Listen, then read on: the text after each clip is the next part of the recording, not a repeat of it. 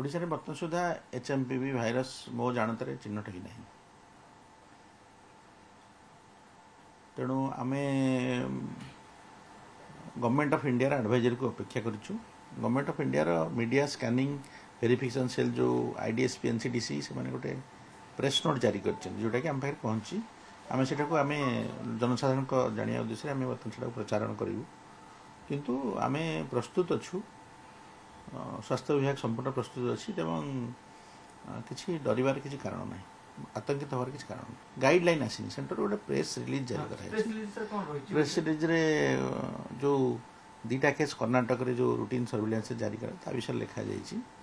जे basic जिनस हूँ human मेटानिमा भाइरसटा गोटे 2टा छुआ डिटेक्ट जड़े भल हो गला आ गोटे पिलाटी हस्पिटाल अच्छी।